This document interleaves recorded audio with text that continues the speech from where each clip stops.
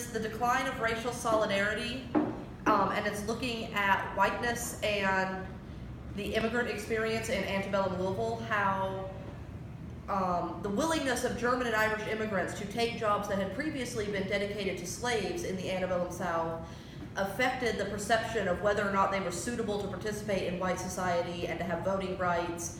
And it eventually culminates in 1855 in an election day riot where the nativist Know Nothing Party burns down most of the Irish neighborhood in Louisville when a fight breaks out over whether or not these immigrant populations should be allowed to vote.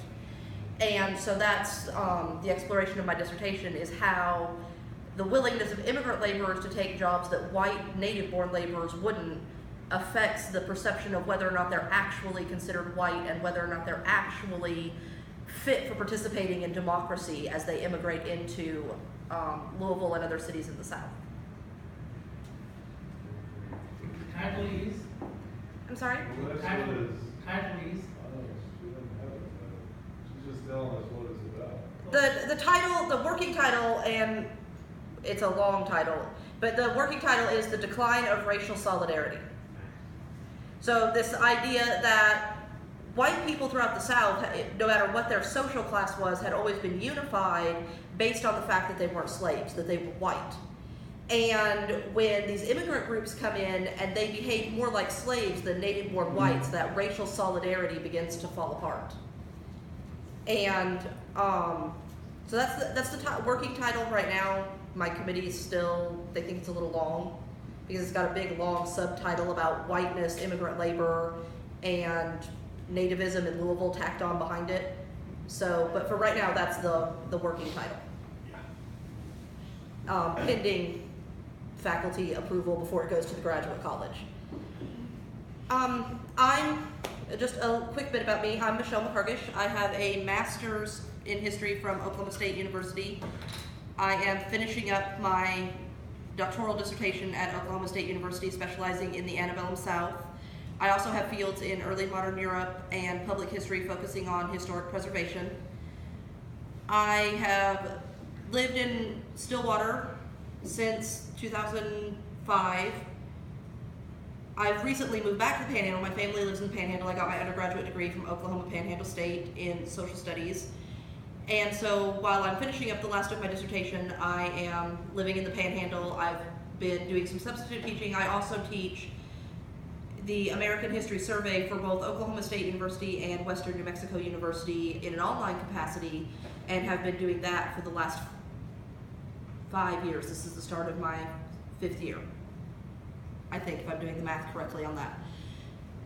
So I've been working on that. I really enjoy working with students. I've had the opportunity to substitute teach at the local Christian school there, which has allowed me to work with middle school and high school students. And I've discovered that I really enjoy being back in the classroom. I taught on campus in an Intro to American Studies class when I was on campus at Oklahoma State, and spent a couple of years not teaching in the classroom, teaching exclusively online. And substitute teaching, I've discovered that, or rediscovered how much I really enjoy working one-on-one with my students and being back in the classroom and being able to interact with them in a much more involved way than you're really able to when it's asynchronous and it's online and they're busy doing other things. And that is kind of what brings me here. This is a really great opportunity to teach history, and to teach history to students in small class settings where I have an opportunity to really get to know my students, to interact with them, to see what their strengths are, what their challenges are, and find ways to help them really engage with the material and do well with the material, because I think a lot of people sometimes struggle with finding American history interesting or valuable, and it really is, even if you're not going to be a history major, a very valuable subject.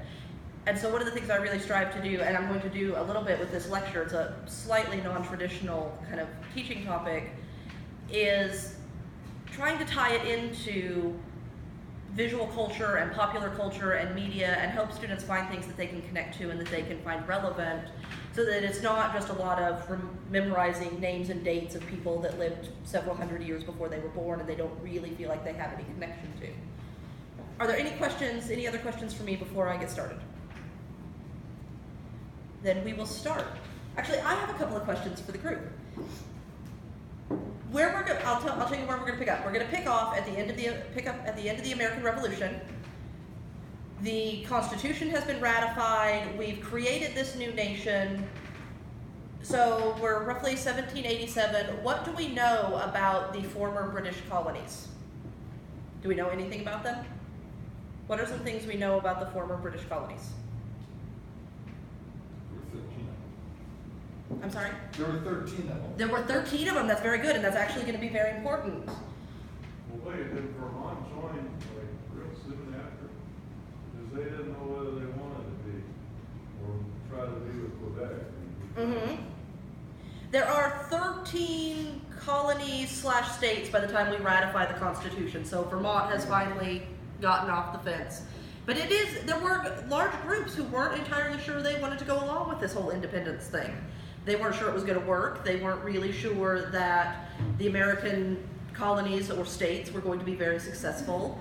Lots of people thought they had it pretty good under the British Empire and weren't entirely sure why we were leaving. So there are groups, even still, who are a little concerned about how this whole thing is going to work.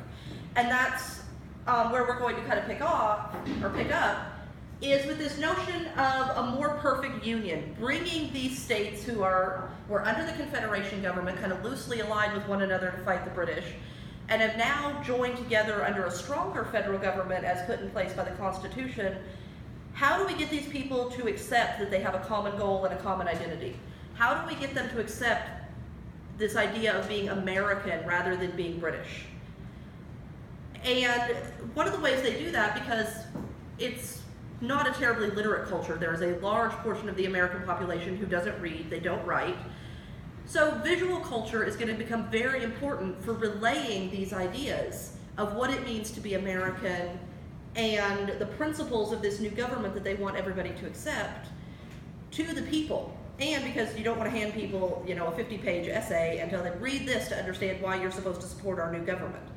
When instead you can paint it on walls and you can put it up in their churches and you can build buildings that they walk past every day, and those things symbolize to them the ideas of what it means to be American so that they can understand what it is that they're kind of signing on for. So one of the first things we're going to have to address is, what do these things have in common? Because these things all become very symbolic. We have the American bald eagle, we have Webster's New International Dictionary, and the Pantheon in Rome, down here on the bottom. And it's incredibly important to understand that because they're using visual culture, the founders relied a lot on symbols and things that people were already familiar with. They rely on things that the founders are already going to understand, that the American people are going to understand the references. And the eagle is kind of native to the United States, it's native to North America, a lot of people had seen one, and it's a wild animal, it's very majestic, so it's easy for them to convince people or convey that this symbolizes freedom. There's also a long tradition of using eagles in various European types of heraldry as a symbol of power and strength and freedom. So they're playing on some of those old existing understandings. This is one of the few things that's actually going to be new is Webster's dictionary. To separate the American people from their British ancestry, Noah Webster will create the New American English Lexicon at the turn of the 19th century, giving people a dictionary of American usages for words and American spellings as a way to help them remove themselves from what some would consider the taint of being too British rather than not latching on to their new American culture.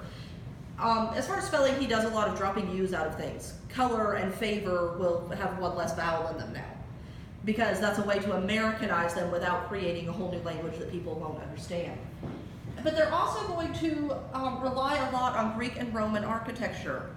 And why might they rely on Greek and Roman architecture as a symbol? Any ideas? That's the way things were done. It's in part that it's very traditional. They want to reinforce that we're not some new upstart that's just going to collapse. We have a very traditional foundation. But one of the other things is they're constantly making these references to the new republic and the new democracy. And in classical understanding, Greece and Rome are kind of the two pillars of the great, Rome being the great Roman Republic and Greece having the great democracies. So they're constantly kind of reinforcing for people that this is what our government stands for. We're, a republic, we're taking these ideas, these great ideas, we've moved away from monarchy and we've moved away from tyranny, and we are setting ourselves up to follow in the footsteps of the great classical empires. And so they begin to develop this sense of nationalism, because until 1774, all Americans saw themselves as English citizens. And the revolution really starts because they want their rights as Englishmen afforded to them.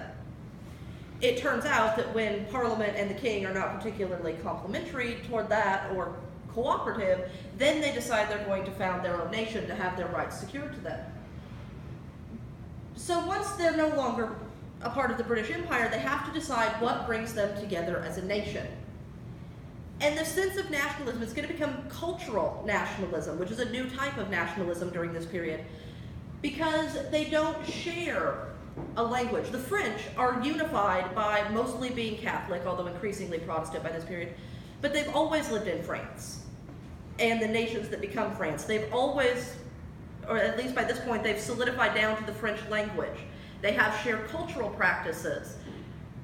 The English are very much the same way. They share a language, they share religion, they share cultural practices. So that's what their national identity is built around.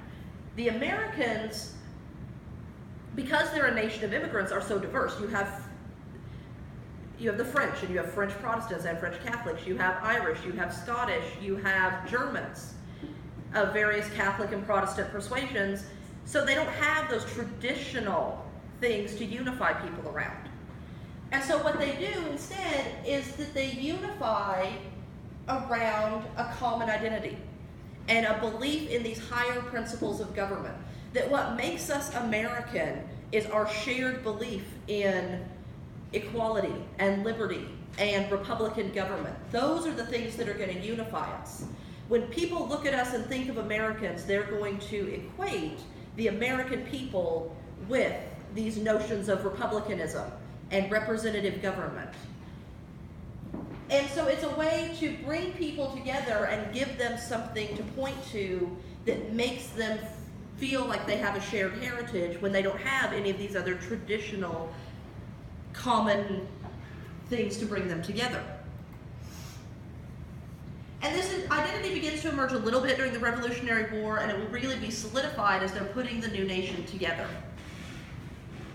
Because after declaring independence and once the war is successful, they believe that everybody, even if it's not entirely true, but most people share or will come to share these same basic principles. They rally people around the notion that they're inventing and creating this new Republican government. They're bound together because they chose to immigrate to the United States or to the British colonies, and then they chose to stay there rather than being like the Loyalists who went back to Britain. So they're unified by their experiences and their choices. And they're also unified by a shared belief in America's special mission or America's special destiny. And this goes back as far as the Puritans with John Winthrop's City Upon a Hill, and that they would be a shining example to all the world. And that idea will get recycled and used over and over again. We see it with Winthrop and the Puritans. It gets alluded to in the Declaration of Independence. It will get alluded to as a base part of Manifest Destiny in the mid-19th century, that America is always on this special mission to spread kind of a higher, more elevated culture, whether it's a religious culture or a political culture, out to the rest of the world, to be an example. And so people can unify around the notion that they're setting up a society that will eventually become an example to the rest of the world about how to establish Republican government. And so this is going to be a shift and a break from traditional notions of nationalism because it's ideological. It's based on ideas rather than things like language or religion. And they're actually pretty proud of themselves, and rightly so, that they managed to carve out a national identity despite the great pluralism of the nation, that despite the fact that they're such a varied and diverse people, they actually managed to carve out a unified identity. And that seemed at times like it was going to be insurmountable. So now we're going to talk a little bit about some of the ways that they do that. And one of the first ways they do this after establishing the Constitution, and the wording of the Constitution is very important because it starts out in that preamble with "we the people," in order to form a more perfect union. They're really emphasizing that every